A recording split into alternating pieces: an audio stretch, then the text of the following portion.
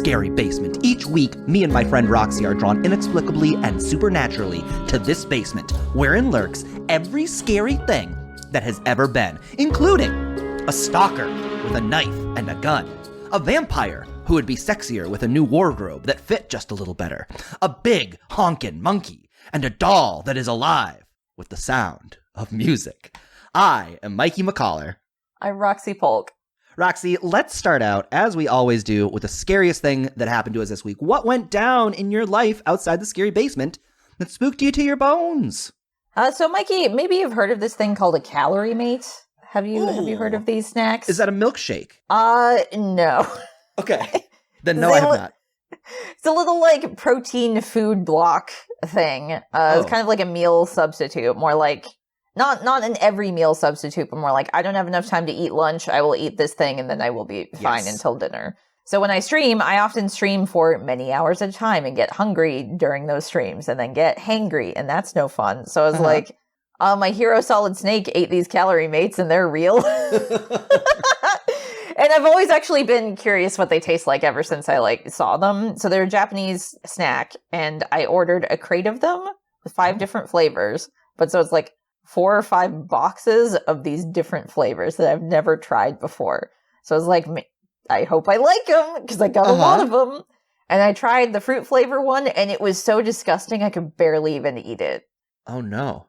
So now I have a crate of those, Mikey. The other 3 flavors are good, but what do I do, Mikey? What do I do? I don't want to throw away food. I think you save them until you're so hungry that you won't care what they taste like. Oh, God, they taste like lemon peel. Have you ever eaten lemon peel? They taste like lemon peel. Often. Yeah, it's Mikey's favorite food. Did you ever see the movie Snowpiercer? Yes, I did. They have the people in the back of the train that are the lower class. They get just protein bars like that. And then halfway through the movie, as they're climbing through the train, they realize that their protein bars are just bugs. They're just made out of bugs. They're crushing up bugs and making these protein bars. And they're gross, scary bugs. Not even I don't know, a grub worm from The Lion King. They're just these horrible, scorpion, black, hard-shelled scorpion-looking things, right? You're right. Those grub worms from The Lion King do have that, Tide Pod vibe. That looks like it would be good to eat. Anyhow, the point is, I always thought that would be a great way to handle. I hate eating. I hate having to take the time to eat every day. I would love to just have a little bar I could put in my mouth and never think about eating again. Well, Mikey, I would suggest the chocolate flavor. Tastes good. It's kind of like a chocolate muffin cookie. Maple flavor literally tastes like pancakes with maple syrup on them. Great. And then the plain one just tastes kind of like bread and shortbread cookie. It tastes like bread and a shortbread cookie crossed together. So those 3 flavors, yes. Fruit flavor, not my bag, but maybe it'll be yours. The only one I've got to try next is cheese. And when I looked at the online reviews, a lot of people did not like them. So that's for next week's Roxy to find out. I bet they'll be your favorite. Maybe. I do like cheese, and some of the reviews were it tastes like Parmesan. And I was like, Parmesan's good. Why would you not like this? Yeah, that's fine. But what happened to you this week, Mikey? What was scary for you this week? Listen, you ever heard of the 4th of July? Yeah, I've heard of it before. You ever heard of lived it? Fireworks? Uh-huh.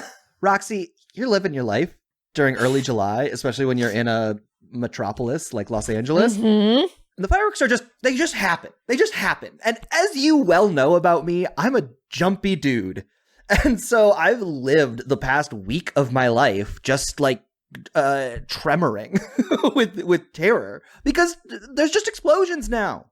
Well, it's awful too, just because America has a lot of violence and gun violence, and I've literally had shootings in my area. So then I hear these fireworks, and I'm like, is it a gun? Is somebody being hurt, or somebody's just being irresponsible within city limits with fireworks?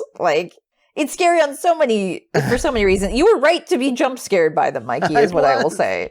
Yeah. Do you think that's my first justifiable jump scare? Because I know you look down on me when we play horror games and I lose my mind while you just sit there all chill I don't look down on you for it. If anything, I'm a little envious because it feels like you're more into the atmosphere of it, where you can still have that sense of mystery and surprise and delight at it. I worry that I have become dead inside when I do not react to a jump scare at times. So all your bullying towards me about the jump scares, it's you hate me because you ain't me.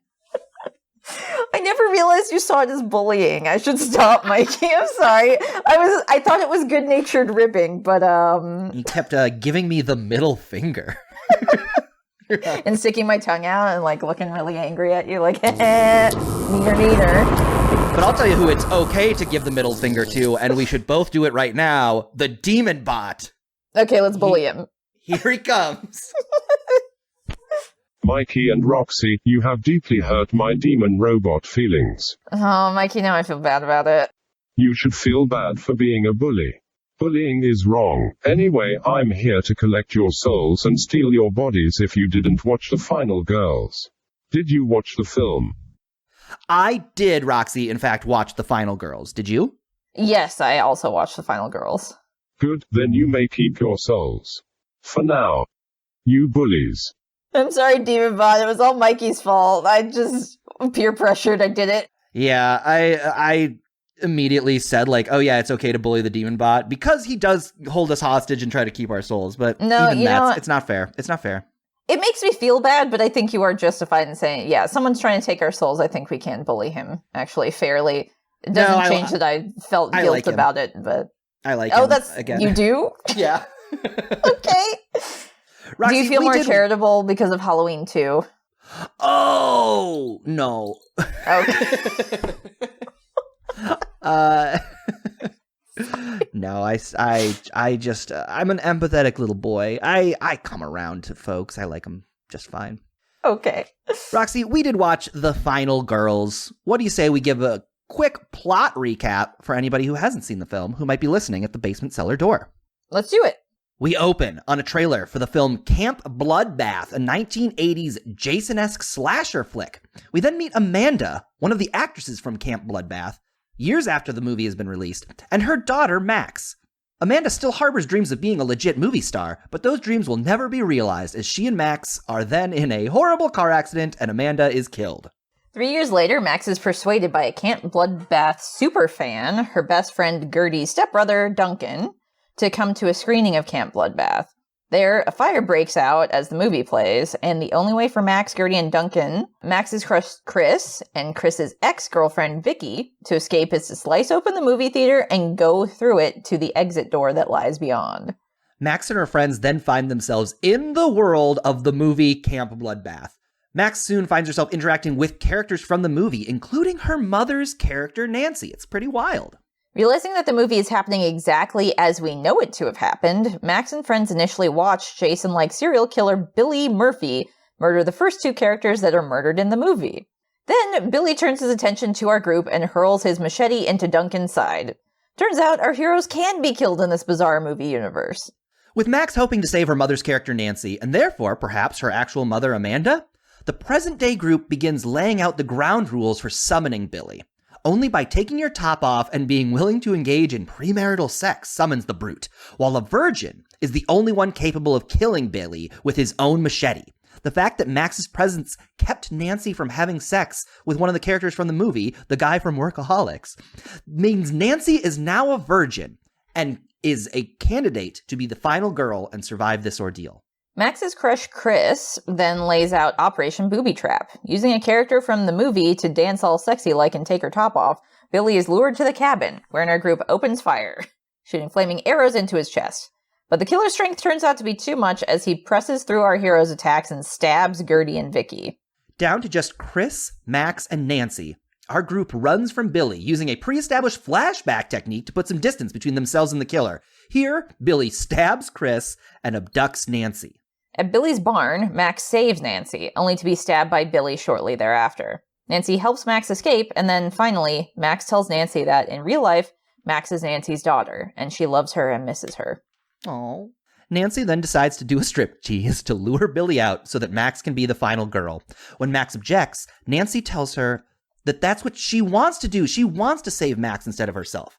That having Max was what saved Nancy in the first place. Nancy then enacts her plan, and Billy stabs her in the back.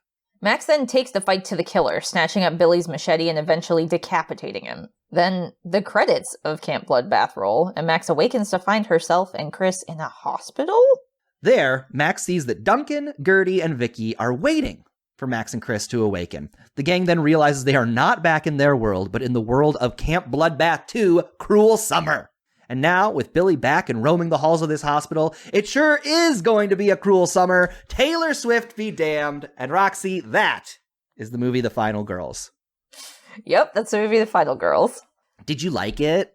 I love this movie. I've seen it several times, and I think even the first time I saw it, the emotional heart of the movie, the mother-daughter relationship, like, got me a little teary-eyed, or like almost kind of towards Roxy, the end. This is the first movie that we've talked about for Scary Basement that made me heave cry. You did cry! Oh! I cried so hard. It was so nice. It's such a, like, and I think you and I have talked about this. I don't know that it's come up here in the Scary Basement yet, but like, this is something I go through. Like, my grandfather is somebody who I feel like I missed out on a lot of time with. It's my number one wish to interact with him again. And this movie's about that. This is about this girl, Max, getting my heart's greatest wish. It was lovely. Max and Nancy are the sweetest characters. They're friends. The movie, I don't know. I think that the opening scene of this movie where Max and Amanda, her mom, interact right before the car accident is one of the best scenes I've ever seen. Just in that, like, it does this great job of painting Amanda not as a saint, but just like as a regular person. Like, she's kind of silly. She's sort of still, like, obsessed with being an actress. Like, she's not this perfect person. She's kind of naive. And to the point where, like, it feels like Max is more aware even though she's the daughter. Like, she's the one keeping track of the bills. She's the one keeping track of her headshot and portfolio and going with her mom to these auditions and stuff. Kind of like almost like a manager role in a way. No, she is absolutely parenting her mom. She is the responsible one. But her mom is still, like, fun, and you can see why she would like her mom, but she's like, they love each other so much. Like, I don't think Max feels put upon or like she has to. Like, I don't think she'd be doing it if she didn't care about her mom and want, like, the best for her. Mm-hmm. It's very nice. And it's interesting that you talked about, like, how much this hit home for you, too, and how, like, it hit home for me as well, because one of the co-writers, actually, his dad played Father Karras in The Exorcist. Oh. And so this is, like, kind of a very personal story to him in that way, too. Like, if he would have gotten another chance to, like, go and talk to his dad, who was literally in a horror movie, too. Which I thought was a really sweet thing to find out about it, and something I did not know until this recent watch of the movie. I will say one thing that co-writer did not have to deal with, that our character Max has to deal with. Going to see this movie, she does have to watch her mom fuck. Like, that's just going to be a part of it. And it's something that I had never thought about, like... Porn stars do have children. Like, they do have their lives beyond it, and that's just something you're going to have to watch and see. And I would argue you don't have to, and I'm sure they usually would say, like, it's required watching. You could be proud of your parents' work without having to see it for yourself. That's fair. But not only that, like, she has to watch her die on screen as well, which she also had to watch her die in real life. So, like, she gets up from the theater right before the fire starts and is about to leave at her mom's death scene. And then they go into the movie. Yeah, I do love a good getting sucked into the movie kind of story. It doesn't happen enough. Yeah, especially because, like, she finds a machete on the floor that somebody had brought to the movie theater because they're doing a movie marathon of the slasher movies, so it's like the slasher's weapon. But also it can cut the screen, so it was a real sharp machete that somebody brought to a movie theater. That's what would surprise me, too. Like, yeah, you're right. She picks up this machete from the ground, and I thought it was just a prop, and then she slices through the screen, and I was like, uh-oh. Yeah, and they walk through it, and it's just shouldn't have been allowed to bring that. Yeah, it's just like blinding light as well as they walk through it, and I like how the movie doesn't take too much time to be like, well, how does it work? How is it even possible for us to be here? Like, they kind of do for a second, then they're like, we have no idea, and then it just, like, rolls with it, which is almost great. 0 seconds. And it's exactly the right choice. It is exactly how you handle this. Like, I don't want to hear, like, I don't know. I've made this argument with the movie Groundhog Day before, that, like, I kind of hate that movie because there is no explanation. But, like, this movie takes the time to set up its rules. very clearly, but they don't care how those rules work. They're just like, oh, we just know how slasher movies work, so this is how those movies work. Yeah, and it also makes me think that if they ever got a sequel, which as far as I know, one hasn't been greenlit, but I would love for them to do a sequel.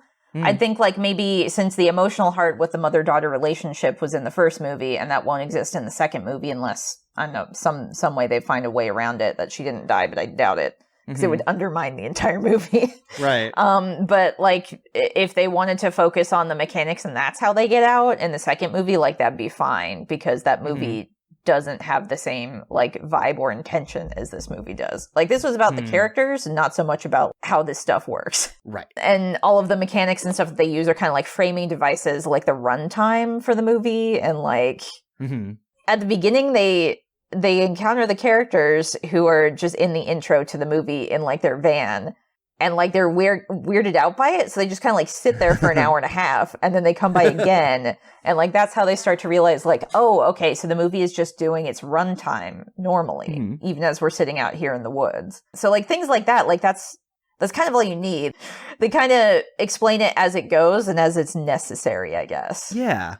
It doesn't, like, we've talked about it before, this, how much I hate a movie that's just like, oh, well, what do you mean trolls aren't real? Like, we're watching a movie called Troll Hunter, and there are trolls, skip it. This is the Troll Hunter Award for excellence in not over-explaining your plot. I'm awarding it to the final girls. Well, great. That's quite a high honor. A segment I just landed on. We get the characters from the movie interacting with our real-life characters, and it's fun how tropey they are. Yes. But my big butt is the guy from Workaholics. I don't remember his name. He is just his character from Workaholics. Oh, is he? Yeah, he is. He's doing, and I'm going to give out the Bryan Cranston Award for excellence in acting just like yourself. Because it's not like he's a good actor. He's just good at being himself and saying things as himself that other people tell him to say. It's Adam Devine. Adam Devine. Name. He plays right. Kurt. Which Kurt is like the jock, dumbass, like horny dude of the summer camp who is like, I'm gonna fuck every girl.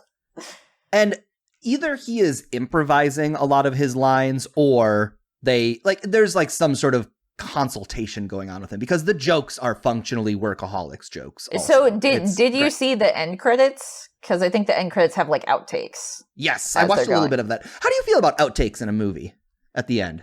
I don't really feel any sort of way about it. I don't dislike it, but I also don't like particularly care about it. In this movie where it's like a comedy, I think it's more fitting than like any other movie. I guess even if it's a horror comedy, I guess. But it seemed like he improvised a lot of his lines. But like what was your thought process about that? Sounds right. It's funny, as you were saying, like, I guess I don't mind it so much for this movie. It was the first movie that I was like, okay, I guess I don't mind it for this movie either. But usually I hate outtakes at the end of a movie with a burning passion. It feels like I am being made fun of because they're like, hey, we just asked you for an hour and a half to buy into this world. And the moment it's over, they're like, haha, this world was fake. Stupid moron. They're all just actors. And I'm just like, no, let me sit and revel in the world a little more. Let me leave the theater like still believing in the joy of it. So it's more like you want outtakes to be the DVD extra that you choose to look at or not. Absolutely. Yes. Yeah. I love an outtakes on YouTube. I've watched The Office outtakes numerous times. Joyful every time. But when I'm watching a thing, you don't end it and then show it to me. Fuck. I'll beat you up. Now you guys know Mikey's trigger, so just never show him outtakes. What else is going on in this movie that we like? It's very meta, and I think that's why I was kind of getting to a point where, okay, I guess I kind of buy it for this movie because this movie is about reminding you you're watching a movie. Yeah. Or you thinking about like the way they deal with cinematography and like flashbacks where things literally melt to be black and white. Yes. And then you can interact with like the title card letters. It's literally an object they have to jump over at one point because it's in their way. So are we saying that like the characters in the movie can see this stuff and they're just like ignoring it? I don't know. That's a good question because like our main characters are transported there to be like, what the fuck? Why are we here? But like the characters who are telling it are just not there because that's how the movie functions, I guess. Right. And I'd say it's because they're outside of the movie, so they don't see it. It's for the benefit of the audience, whether the audience is in the movie or not. Literally in the movie. It's something that got me like kind of freaked out, and I would argue is one of the scariest parts about this movie, is this idea that you could meet somebody who would come up to you and say, you're not real, you're a character who was played by my mom. Like, that's such a hard reality to deal with. Yeah. I want to think that I'm real. I don't know what I would do if someone came up to tell me that. I'd probably be like, well, it should have been more action-packed or something. Yeah, I would have expected more from this. Who wrote this? It could have written my life better. Gee, thanks, whoever wrote this. Roxy, you've never watched a movie that is just an hour and a half on a character staring at their laptop playing Final Fantasy XIV? Answering emails, it's very thrilling. Sighing and doing a little bit of freelance illustration, and then... Then I have to go to the grocery store and the post office and stand in line at Starbucks. And I'm like imagining thrilling. Myself in the theater watching this movie. Like, when is this movie going to start? This intro is too long. Where's we get the it. Inciting incident. This movie needs a catalyst. There is another character in this movie named Paula. It doesn't get a lot of screen time. Oh, yeah, she's the final girl of the movie. She is ostensibly the final girl in the original movie. And here's my question. Uh-huh. What slasher movie would not begin with the final girl? What slasher movie would not begin with the final girl? We talked about how Nightmare on Elm Street, Nancy was like 2 scenes later or something. But that's just still the beginning of the movie. So, and as I said it, I was like, oh yeah, Drew Barrymore in Scream. I guess a couple people do it. They'll like kill somebody who you think is going to be the final girl, which I guess is what Malin Ackerman was going to be anyway. Mm-hmm. Never mind. I retract my point. It just felt really weird to me that they literally pointed out, they're like, in the next reel of this movie. First of all, nobody talks about movies in reels. That's an insane thing to say. Yeah, I wouldn't even know what that meant, honestly. Well, that's like, if you've ever seen like old movies, there's like, Fight Club talked about this. Fight Club is how I know about it. Oh, there's okay. like the cigarette burn. Okay, yeah. And that's when they're switching the film reel. Like, that's okay. an insane way to talk about it. But he does say, like, in the next reel, they introduce Paula, who will be the final girl. And I was like, no, the final girl needs to be at the beginning of the movie because it's ostensibly her story. If we're not getting a fake-out girl getting killed, then that movie's missing out on the initial incident that would define exactly what issue that final girl is going to have to change about herself to survive this story. Yeah, I would say that, like, you retracted it, but I think it is worth saying that, yeah, if the final girl doesn't show up like in the first third of the movie, it's really weird. Like, who cares about her at that point? Like, you don't really care about her story or how much of a badass she is or whatever. But I think with Paula in particular, since she is like kind of a badass, wearing a leather jacket, smoking, has like the coolest car, like she's the coolest character in the movie. Mm-hmm. She's not really kind of like the typical final girl. So, like, maybe it's okay for her to show up later. Mm-hmm. I would guess, since kind of like Nancy's character, like, if she didn't have sex with the douchebag guy and become part of the early body count, she's definitely more of the archetype for what would be the final girl in any other movie. Which made me think that, like, I wonder if there's a draft of this movie where Max's mom is the final girl. Because Paula almost fits the archetype more of the girl who dies like right around the midpoint, that kind of tells us like, oh shit, yes, this is for real. Like, if even this badass punk rocker can't take down this guy, then like what chance do we have? Yeah, she's like the Obi-Wan Kenobi who has to die to send us into a dark night of the soul. Yes, exactly. I would agree with that 100%. Rectified. And I think that's why, like, in the movie itself, like, the final girl's not the Camp Bloodbath movie they're inhabiting. That's probably why Paula shows up so late and then gets immediately killed and, like, deleted from the movie, which is kind of the joke. Because they're all like, well, as long as she shows up, we'll be fine. So they're all, like, waiting for her to show up. Then they're like, oh, no, actually, one of us has to be it. Yeah. That's it is very smart to like trick us with that we think like, oh, okay, we'll have our savior and then immediately kill her in a very funny way. Like, they kill workaholics by like, she gets into a car accident, right? She's driving somewhere with workaholics. Yes, and slams on the brakes. He flies through the windshield and like crumples up violently. And they're like, okay, well, as long as she's okay. And then the car explodes. And it's like, damn, they really do it. There is something the movie doesn't have time to reckon with this, and I get that. But if we are establishing that these people are on a 92-minute loop early in the movie, right? We see these characters just going through. What happens when you deviate? What happens when something like that breaks the loop? I guess this, which, like, unless they were going to repeat it, which I think if they had had more time, that would have been an interesting thing to see them deal with, because then it's like, oh, if the slasher wins because they deviated, then do they get reset to the beginning of the movie and have to try and do it again, kind of like a video game almost, where it's like, do it right or it doesn't finish, you have to restart it. That's where I thought we were headed. I thought we were going to kill everybody and then we would reset and keep it. Because they do the time loop 2 times at the very beginning when they first get into the movie, and then they don't loop anymore, which is kind of because I guess they're engaging with that third time loop, I guess. But I agree, it would have been neat to see them kind of mess with it more, and that's again why, like, when they go to the sequel at the end, everybody lived, like even the people who were stabbed all the way through were still okay. Yeah, what was that about? Why did that happen? think it's just because they're just like, it's just a sequel, so everybody's back, who cares? Because, like, that happens lots of times. A character will be shot. If whatever the, like, meta rules are of, like, they got sucked into this movie, but they're not a part of that movie, therefore they can't really die. So, yeah, it might also be, like, video game rules or something where it's like you just reset or you go to the next part or something. Where we should have seen them collect 100 coins and get a second life, though. They give us this plan halfway through the movie, right? Where Operation Booby Trap, they call it, where they're going to use... I didn't even write down this actor's name. Tina. I did write her name down. Tina, the character from the movie, they're going to have her do a little sexy striptease to lure him in. And it's set to the song Cherry Pie and Roxy. This is the best performance in the movie.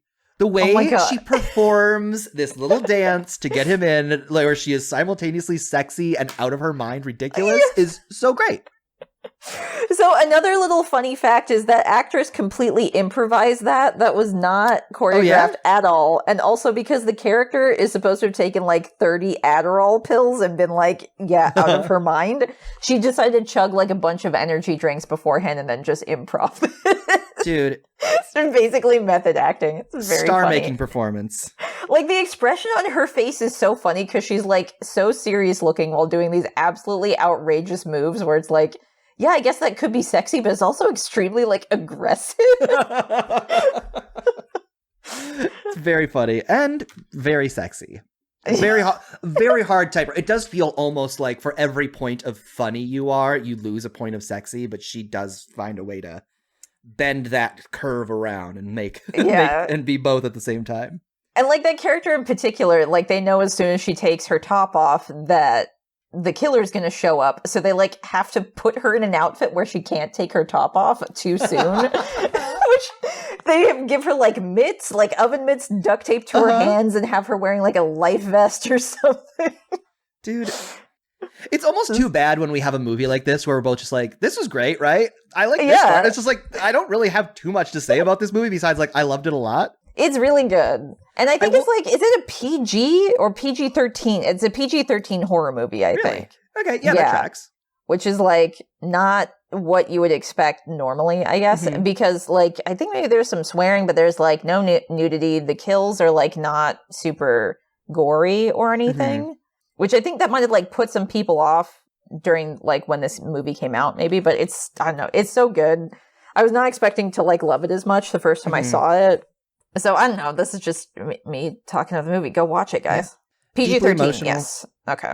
Good. You can see it as long as you're 13 years of age. And yeah, it's like a very meta horror movie. And like one of the main characters is like a horror nerd who is completely obsessed with the series. So like he's kind of the guide of the movie or whatever, and then gets taken out relatively early, so they kind of can't benefit from his knowledge in a way. They just have to like remember what he said. But then he like hobbles in and he's like, hey, I'm not dead. And then he gets hit by the car with the final girl and the douchebag guy right before they die.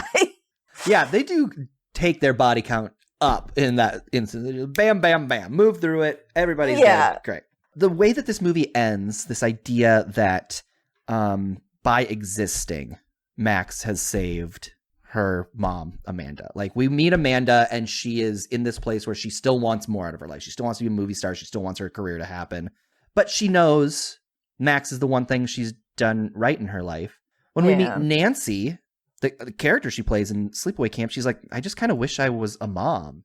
And this like realization that by saving Max is saving her got me pretty good because specifically, and again, I'll talk about my grandpa a little bit. He was a man of the 40s and 50s, kind of a dick. That's how men were at the time. It's an idea I had never really considered, is that like, if I can be a good man, it saves him. It redeems him, like, because if his kindness to me can make me a good person, then maybe that helps make up for some of the bad things he did with his life. And I was really moved by that idea, that you can be saved through your children, not tangibly, but by dying, by making the next generation better. That retroactively justifies your generation. I thought that was very sweet. Yeah, I think that's a pretty interesting takeaway from that. Especially because it's more like that's also her dream too, is that she says like she just wanted to, you know, fall in love and have a kid that she could share the rest of her life with, you know. And like Max does say like that's kind of all she wanted. And you really get that like she never took her mom for granted, but like apparently she wasn't as upfront with her, because I guess she says like, I didn't tell you I love you, but I love you. That's like one of the last things she says to her, which is just like, aw. Yeah, I did read Max in that very opening scene, the only time we actually see her interact with her mom. Like, she is kind of reserved. She's kind of like keeping back, like the mom is ready to sing that Betty Davis Eyes song with her, like loud and proud. And Max is like, she's spitting out the lyrics, but she's still like reserved. She's still hunched in. She's still it feels like she kind of let her mom take that role for her, basically, where she's just kind of like, she gets to be the gregarious, outspoken one, and I'm just the one supporting her. And similarly, like, she has the boy in the movie who very much likes her, which is actually very cute. And like, you can tell she kind of likes him too by the way her friend is like needling her and teasing her about it. But like, she also doesn't seem like she's very confident in going for that. Right. Yeah, she does feel very reserved in kind of like every relationship, except for with her one friend who is maybe from Arrested Development. Boy, is she. She is definitely from Arrested Development. She's also on Search Party. Her name's Alia Shawkat. Oh, okay. Yeah, she's always really fun. She's very funny. Roxy, what would you say is the big idea of this movie? What deep human fear does the final girls poke at within you? I mean, we've talked about it a lot, and I feel like similarly to our last movie that we did, very much of it is just kind of about letting go of the grief and trauma that you've suffered and moving on, kind of like keeping the happiness from that relation kind of like within you and trying to remember that instead of just the loss that you feel in order to move forward, I think. That's what it felt like to me. Yeah, there's that. I think this movie does a good job of like answering the question, what do we do with our grief? How do we move on when we lose somebody? I would say the thing that scared me the most throughout this movie was this idea that our lives can be ripped away from us without any reason or purpose, and that we may never achieve what we really want. Like, I think what was so heartbreaking to me. Another really good point. Sorry.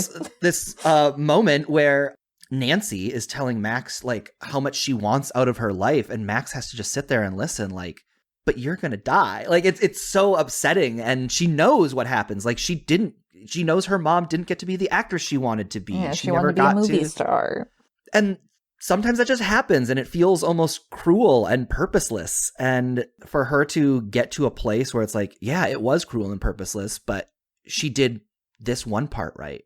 And that's the thing she can hold on to and find meaning of, is really lovely. But yeah, horrifying before that. Yes, yeah. And I think that's also just talking about it from the mother's perspective. Yeah, I'd say we're both correct, because it's the different characters' journeys. And I'd say, yeah, her mom's whole arc is, just kind of like making peace with her life, or being like, yeah, like, even if I wasn't happy about that aspect, I was happy about this other aspect. So, like, I could keep going to try and strive for the other thing, literally because you were here.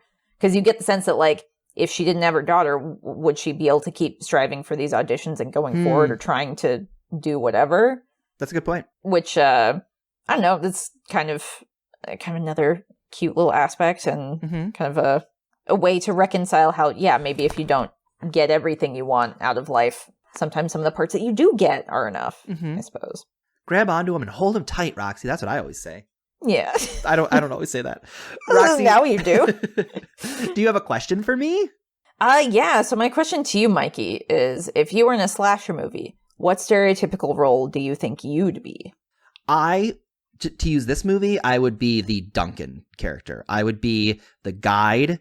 I would understand the meta rules of the movie, and I would get killed very early because I have no practical sense. Okay. I'd just be like, oh, this is like in Hellraiser when they got the cube, and then I would be killed because you'd be opening the cube to be like, yeah, they open the cube like this. Oh, wait. Oh, this is like an escape room. No, it's not. It's just a locked door and you're dead now.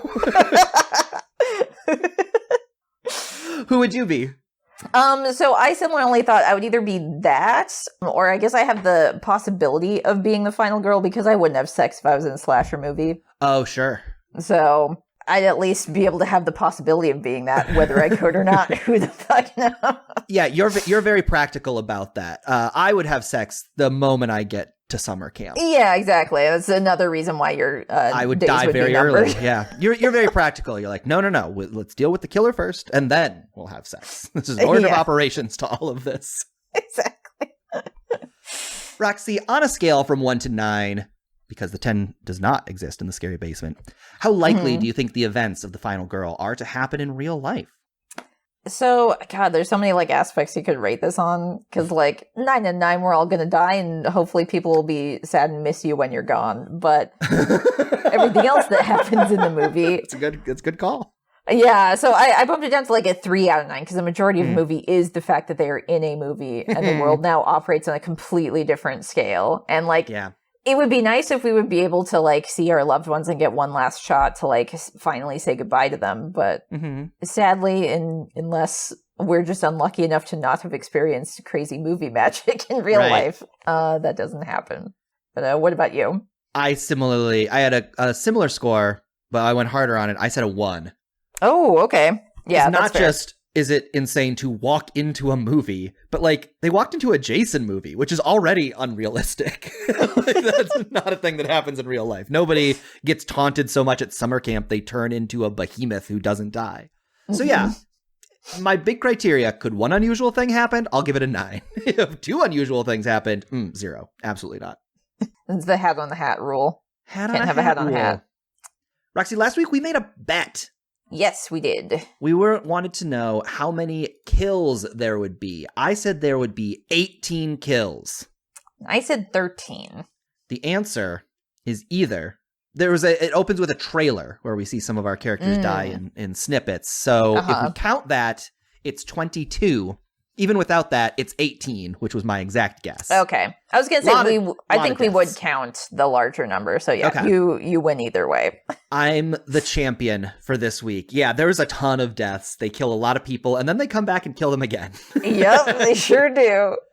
It's pretty good. So, yeah, I'm going to take it. That means our total bet score right now is Roxy with 24, Mikey with 21, Ty with 2. Something happens at 30. You got any plans for that yet, Mikey? You got a hey backup plan? No. Okay, I don't either. I'm too scared to even think about it. I don't know what's gonna happen. And see, maybe I'm gonna stay overnight in the scary basement and look for some clues. Maybe I'll have something to show for it next week. That's a good idea. But one of us needs to, and I like a good puzzle, so I'll see if I can find evidence from the before people, and I'll get back to you. Okay. There is a large magnifying glass lying on that far counter in the corner of the scary basement that you can pick up and use to search for clues. Okay, is it the cursed one or the normal one, though?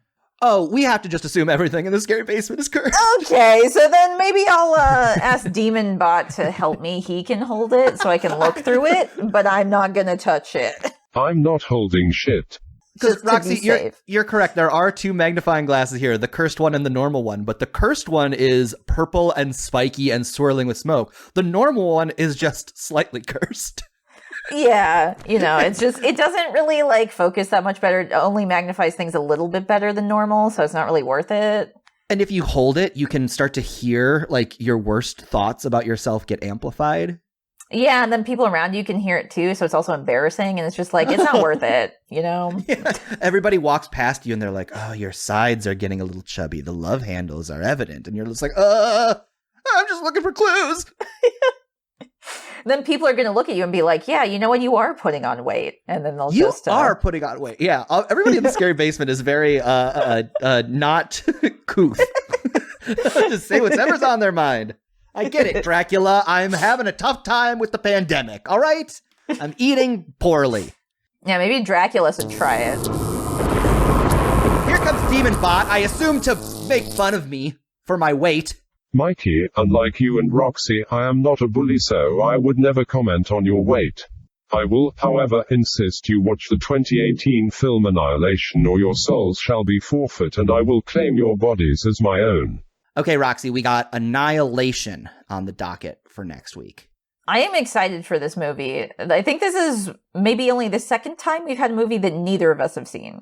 Anything I think can happen. Scream 5, Scream sequel, prequel, requel was the first one. The Screamquel. Yes, there you go. I'm excited for this. All right. I know it's got Natalie Portman and I think aliens, but I'm not actually sure.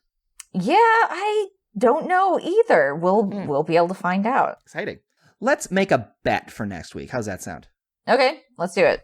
So, Mikey, how about does the fourth billed actor in the end credits survive till the end of the movie? Okay, I'm going to say yes. I'm going to say whoever's fourth billed is going to be a survivor because honestly, I'm going to take an optimistic route. I'm going to say everyone's going to survive. Okay, I think all of our friends are going to have a great time during the movie called Annihilation. Yeah, I'm going to say a no. Because I'm pretty sure the title like Annihilation, probably, everybody, maybe we'll be lucky that the top two make it out, if that. Maybe the top one, maybe nobody. It's called Annihilation, so. Would that I could change my vote. Too late now and cemented. Demon Bot is witness. Roxy, we've been talking about some scary stuff. Acting as a career. Getting older. Dying, being a virgin. Let's talk about something that's making us happy. What's making you happy this week? Mikey, can you guess what it's about? Video games. Yes, okay. Yeah. See? And it's very specifically, it's Final Fantasy 14 related. Again. No. Like, I didn't know, but I knew. I feel like just the segment for me on what's making me happy is just an update on where I am in Final Fantasy 14. Do you want to just turn it into a Final Fantasy 14 corner? Yeah, there we go. Totally makes sense with horror movies, the exact same demographic. If you're me, I suppose. Specifically for me. Yeah, it's just you. Yeah, so I beat one of the expansions, which is 5.0 Shadowbringers, and it was so good. Almost made me cry. It was just the emotional highs of the way they did it with the gameplay and the exploration. It was so good, Mikey. And this is a lot of people's favorite, and I totally understand why it is everybody's favorite. And I can't wait to keep going, because it's been super rad starting 5.1 and beyond and a bunch of the raids and everything. Because one of the raids, Mikey, integrates Nier Automata, which is like one of my favorite games of all time. So it's like Final Fantasy 14 is just all my favorite games at once, somehow. You got your chocolate and my peanut butter. You got your anime robot thing in my anime spike hair thing. And one of the other raid series is like inspired by Final Fantasy VIII, which is one of my favorites as well. So it's just like, okay, this is I love this. I love this for you. You are having crossover after crossover of things you love. That's great. Yeah, but what's been making you happy this week, Mikey? Mine is also a video game-ass thing. Yay! We talked about it a bit before. It's a video game called Neon White. Yes, okay. It is a speedrun-based video game, and I like it just fine. It's been very fun, but when the game changed for me is you can compare your times against your Switch friends' times. Okay. And so leaderboard. Another podcast I'm on that I'll give a quick shout out, Video Games, a Comedy Show. You can find it on iTunes or wherever you get your podcasts. I went back to World 1 and became the world record holder for all World 1 levels amongst the Video Games, a Comedy Show crew. Okay. For me, there was like, oh, you got a world record, Mikey? Oh, yeah, Very, very, all my friends bought it after me so they could see my times, and they, like, I don't even think they were thinking about me. They just, played through it and are better at video games than me. I had to work hard, but I took back the top spot from all of them in World 1, and I feel very proud of myself. I'm not going to do that on any other worlds. If they take any of those records from me, I'm going to be okay with it. I'm going to let it go. Oh, really? Right okay. now, I was going to say, are you going to feel motivated to be the best out of all of your friends at every single level? Don't want to do that.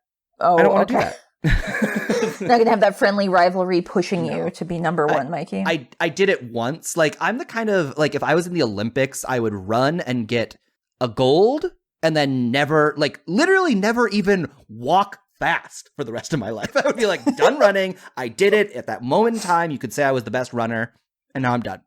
Okay, I mean, you just need to prove it to yourself once, basically. Just need to prove it to myself once. What am I going to chase that high? No. That's how you do drugs, honestly.